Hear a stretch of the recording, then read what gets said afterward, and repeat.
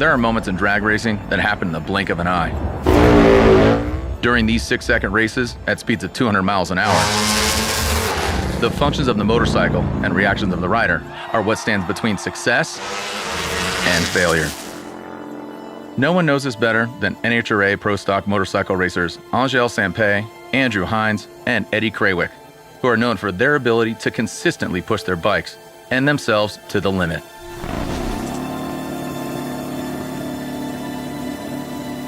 In this episode of Science of Speed, we will look into the mental and physical techniques used by top racers and analyze their reaction times and see how focus, consistency, and lightning-fast reflexes wins races.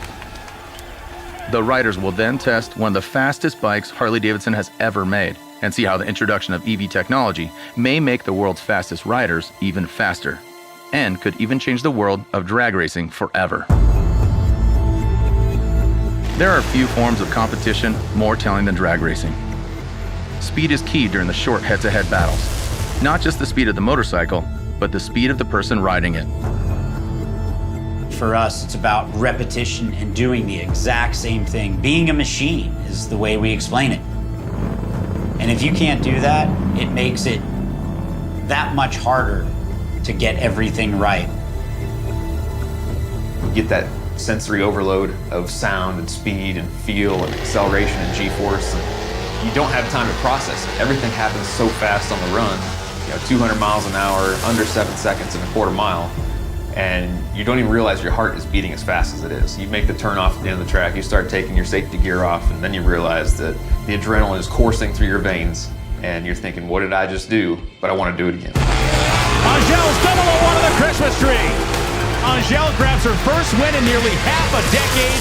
Pro-level stop, 688.0 at 196. So when you make a good pass, you know it right away, because when you're on the starting line, when you drop that clutch, the bike just basically squats down and takes off, goes 0 to 60 in 1 second flat. Travels the quarter mile in hopefully 6.7 seconds at 200 miles an hour. And it's sometimes though it's deceiving because your really fast passes don't feel like you went that fast. It's because you're on the motorcycle, you're one with it. You're not doing anything but tracking straight. It's a very hard sport to be successful at because there's so many things that can go wrong in such a small amount of time. Horse jockeys to NFL football players, there's a certain level of competition that each one of us feels. But in a football game or a NASCAR race, there's so much more time to make up for your mistakes. And in drag racing, there's only 6 seconds for us. And so if I mess up on my reaction time, if I mess up on a shift, there goes the race. You have to be able to deal with that mentally. In our attempt to see how 3 of the world's fastest racers can become even faster, we put them through a series of tests to see if changing from gas to electric could reduce race day complexity and get them off the line like never before. We set a baseline by collecting data on the reaction times electronically through an NHRA-approved timing system. Reaction time is simply what it is, how fast you take to react or respond to something, a stimulus. If you touch a hot stove and your hand comes up, the reaction time of what it took for you to remove your hand from the stove. And it's the same thing for us on the starting line. I'm holding in the clutch and I have a throttle wide open, and when those yellow ambers flash, how quick can I release the clutch would be my reaction time. We're based upon a 0 scale. From the time the green light comes on, that is 000 perfect. And if you're back in the 030, 040 range, that's kind of your average. But if you see double O's, somebody's really pushing on the starting line. First up is the Fxdr. It was born and raised on the drag strip and is the motorcycle that NHRA Pro Stock race bikes are based on. The riders got comfortable and put up some incredible numbers off the tree on the stock machine.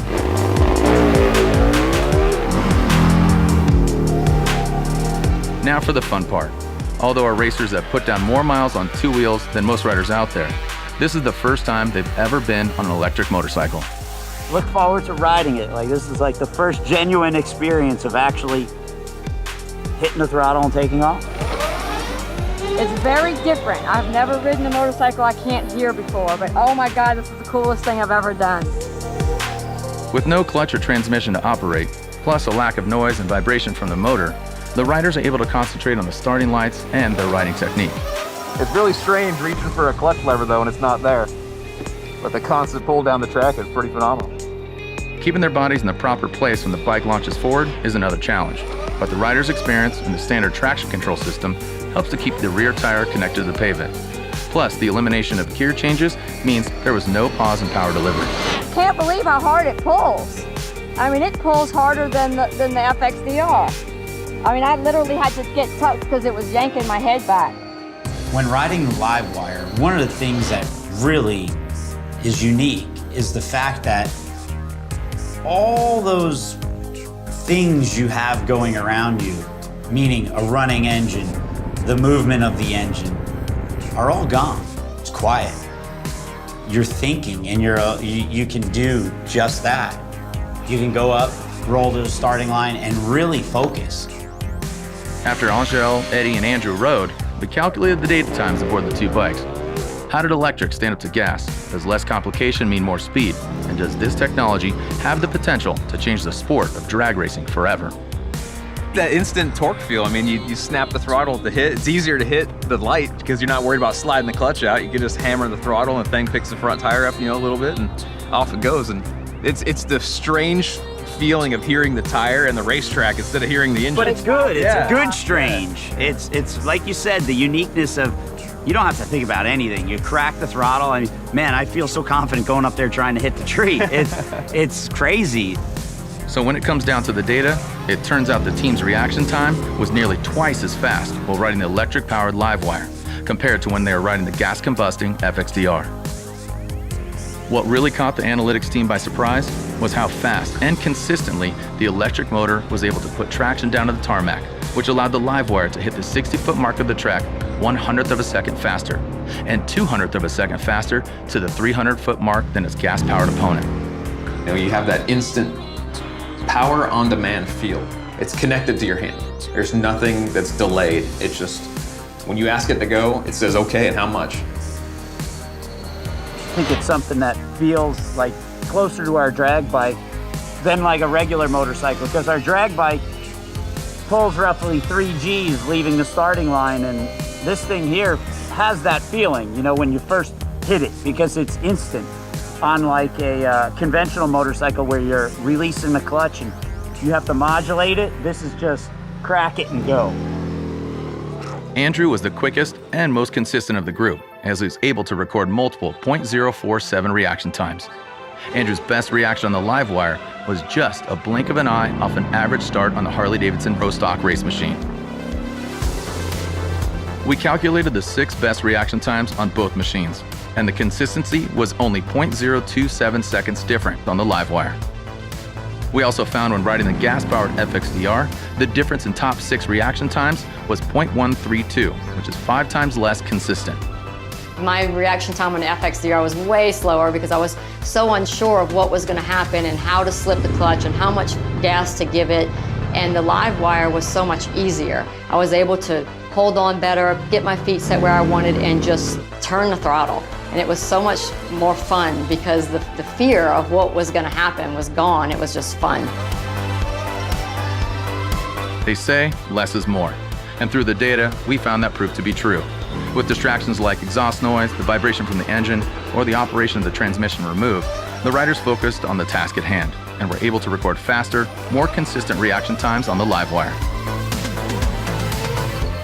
Riding the Fxdr, you're worried about getting the RPM right, making sure the clutch feels right, and then when the tree comes down, you have to slide the clutch out and apply throttle to keep it hooked up and not overspin, but also accelerate as hard as you can. With the live wire, you're sitting there staged, all you're thinking about is, when the tree comes down, I just gotta gas it.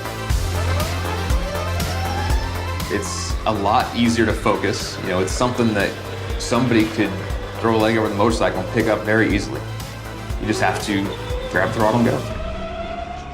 Advancements in technology have a tremendous influence in racing, and the best riders in the world always find a way to get the most performance from their equipment, even if it's something new and unfamiliar.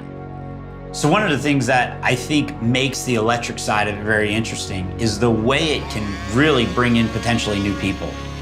I'm sure that there will be an electric vehicle race held at some point, and you're going to see what people have to offer with live wires and any other options all the way out there. But it's already proven that it can be fast and repeatable and an awesome joy to ride.